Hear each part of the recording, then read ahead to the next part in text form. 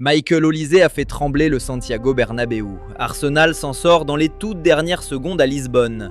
André Onana et Manchester United en désaccord et un gamin camerounais de 16 ans vient d'entrer dans l'histoire du football belge. Aujourd'hui, on parle de tout ça et croyez-moi, l'info de fin de vidéo va vous scotcher. On démarre fort avec les quarts de finale aller de la Ligue des Champions. Et quel spectacle au Santiago Bernabéu hier soir. Le Bayern Munich est venu éteindre le Real Madrid 2-1. Luis Diaz ouvre le score à la 41e sur une action collective léchée. Kane en combinaison avec Gnabry, la passe en profondeur, Diaz clinique devant Lunin. Et 20 secondes après la reprise, 20 secondes, on n'a même pas eu le temps de s'asseoir. Harry Kane de retour de blessure plante le deuxième. Frappe sèche en première intention, en pleine lucarne. Son 49e but de la saison, son 11e en Ligue des Champions cette saison, à égalité avec sa meilleure saison dans la compétition. L'homme est en mission. Kylian Mbappé réduit l'écart à la 74e. C'est son 14e but en C1 cette saison, il est à 3 longueurs du record de Cristiano. Mais ça ne suffit pas. Neuer a été impérial avec 9 arrêts. Le Bayern met fin à une série de 9 matchs sans victoire contre le Real en Ligue des Champions. L'histoire est avec eux. Sur les 13 fois où ils ont gagné le match aller à l'extérieur, ils se sont qualifiés 12 fois. À Lisbonne, c'était une toute autre ambiance. Sporting Arsenal, un match fermé, tendu, 0-0 jusqu'à la 91e minute. Et là, sur un ballon par-dessus de Martinelli, les deux remplaçants d'Arteta, Kai Havertz surgit et place une frappe imparable. 1-0. Arsenal vole la victoire dans le temps additionnel. David Raya avait sauvé son équipe à plusieurs reprises avant ça avec 10 arrêts. Les Gunners repartent de Lisbonne avec l'avantage. Mais attention, c'était loin d'être convaincant. Vous êtes encore très nombreux à nous suivre sans vous être abonnés. Merci de prendre quelques secondes pour vous abonner et de laisser un like si ce contenu vous plaît. Ça nous encourage à vous produire du contenu de meilleure qualité. Et la fête continue ce soir avec les deux derniers quarts de finale aller. On aura Barcelone qui reçoit l'Atlético Madrid au Camp Nou, un derby espagnol qui s'annonce électrique, surtout après la victoire du Barça 2-1 dimanche en Liga. Le Camp Nou est invaincu depuis le retour du club, 14 victoires consécutives à domicile, 47 buts marqués, 9 encaissés, c'est une forteresse. Et l'autre affiche, le PSG, tenant du titre, reçoit Liverpool au Parc des Princes. Un remake de la saison dernière où Paris avait éliminé les Reds au tir au but. Liverpool arrive fragilisé après une lourde défaite en FA Cup contre Manchester City. Ce soir, ça va chauffer. On passe à la Serie A et à notre lion indomptable, Franck Zambo Anguissa. Naples a battu le Milan AC 1-0 lundi soir au stade Diego Armando Maradona. 31e journée, un choc au sommet. Et Anguissa a livré une prestation XXL. En 90 minutes de jeu, le Camerounais a touché 55 ballons, affiché 93% de passes réussies, remporté 5 duels et récupéré 3 ballons. Il a aussi cadré un tir. Une note de 7,1 sur 10 selon les plateformes de stats, c'est le patron du milieu de terrain napolitain. Depuis son retour de blessure, Anguissa enchaîne 5 buts, 4 passes décisives cette saison en Serie A. Naples est deuxième au classement avec 65 points. Et avec ce niveau-là, il devrait retrouver la tanière lors du prochain rassemblement des Lions indomptables. On le dit et on le répète, quand Anguissa est en forme, le Cameroun est plus fort. On reste sur un lion en club et on s'envole pour la Turquie. Yvan Cédric Bikoué a encore frappé, doublé et une passe décisive lors de la large victoire 6-1 de Vanspor FK sur la pelouse de Serik-Spor, 34e journée de la deuxième division turque. L'attaquant camerounais porte son compteur à 15 buts et 6 passes décisives cette saison en championnat. Le bonhomme étant près de Las Palmas, il est passé par la réserve du Barça la saison dernière et là, il est tout simplement le meilleur attaquant de son équipe. 3 clubs de première division turque, Gaziantep, Kocaelispor et Ahmetspor, le surveillent pour la saison prochaine. À 24 ans, Bikoué est en train de construire quelque chose de solide. Retenez bien ce nom. Et maintenant, l'info qui fait vibrer la communauté camerounaise. Joshua Gakana a fait ses grands débuts avec Anderlecht ce lundi, lors de la défaite 4-2 face au club Bruges en Jupiler Pro League. Le milieu offensif belge d'origine camerounaise est entré à la 71e minute.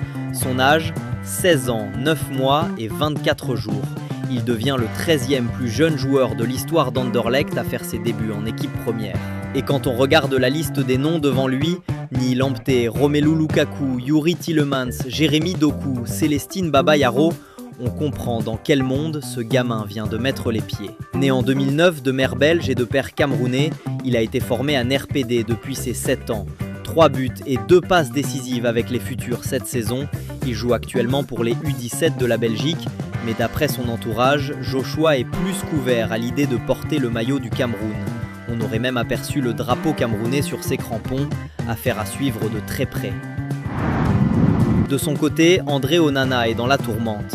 Selon le Daily Mail, Manchester United veut se séparer du gardien camerounais cet été pour réduire la masse salariale. Malgré la volonté d'Onana de revenir au club et de se battre pour sa place, United n'a aucune intention de le réintégrer. Le Camerounais est actuellement en prêt à Trabzonspor. Il lui reste 2 ans de contrat à Old Trafford à 120 000 livres par semaine. Senne Lammens, arrivé l'été dernier pour 18 millions de livres, s'est installé comme titulaire indiscutable. United considère qu'un gardien numéro 2 à ce salaire-là, c'est impossible. Les représentants d'Onana doivent rencontrer le club ce mois-ci pour discuter de son avenir. Trabzonspor veut le garder, Beşiktaş est intéressé, Monaco pourrait revenir à la charge après avoir été recalé à 30 millions l'été dernier.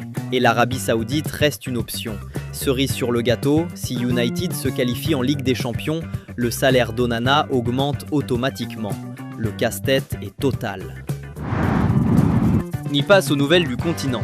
La date de la prochaine Coupe d'Afrique des Nations est désormais connue. La CAN 2027, baptisée Pamoja, ensemble en Swahili, se déroulera du 19 juin au 18 juillet 2027 au Kenya, en Ouganda et en Tanzanie. C'est une édition historique, première CAN co-organisée par 3 pays, première en Afrique de l'Est depuis 51 ans et première à accueillir 28 équipes au lieu de 24. La CAF a officialisé la date ce mardi, mettant fin aux rumeurs de report. Les qualifications débuteront en septembre 2026.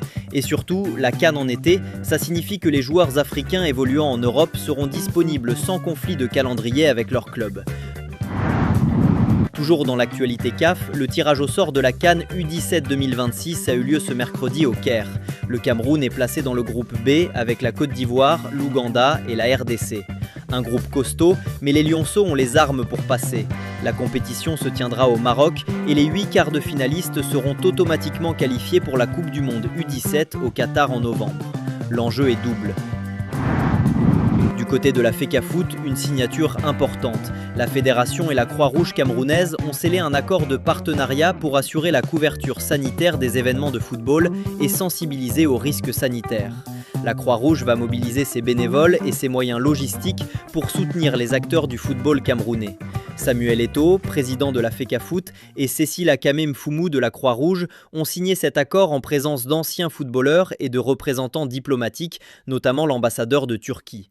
C'est un pas concret vers la professionnalisation de l'environnement du football local. En MTN et Lituane, la FECAFOOT a annoncé une trêve de mi-championnat. Après 13 journées, la phase aller est bouclée. La pause s'étend du 6 au 18 avril.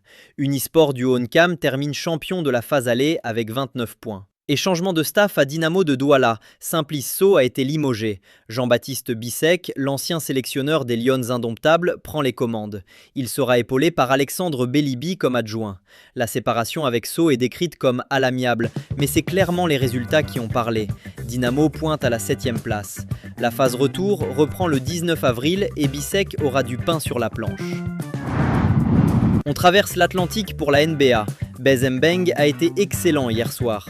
De retour dans le 5 majeur du Utah Jazz face aux Pelicans de la Nouvelle-Orléans, le Camerounais a claqué un record en carrière, 26 points et 5 interceptions. Malgré la défaite 156 à 137, oui, 156 points pour les Pelicans, leur record de franchise, Mbeng a montré de quoi il est capable. Rappelons qu'il vient de signer un contrat de 2 ans avec le Jazz. Le garçon s'installe. Autre Camerounais en NBA, Joel Embiid. Les Sixers ont perdu des plumes cruciales face aux Spurs, 115 à 102. Et pourtant, Embiid a été monstrueux, 34 points, 12 rebonds, 4 contres. Il a même planté un step-back three par-dessus Wembanyama en deuxième quart-temps. Mais Wemby est sorti blessé à la mi-temps, contusion aux côtes, et même sans lui, les Spurs ont déroulé dans le 4e quart. Philadelphie est 7e à l'Est avec 43 à 36, à égalité avec les Raptors. 3 matchs restants, chaque défaite peut les envoyer au play-in. C'est la survie. Alors, je vous pose la question, Pour Onana, c'est fini à Manchester United ou il peut encore renverser la situation? Dites-moi en commentaire, fini ou il revient? Le débat est lancé, je veux vos arguments en dessous. Et si cette vidéo vous a plu, c'est le moment de lâcher votre meilleur pouce bleu et de vous abonner, ça soutient énormément la chaîne Cola Sport. Merci de nous avoir suivis jusqu'au bout. Prenez soin de vous et à demain pour une nouvelle édition de Cola Sport.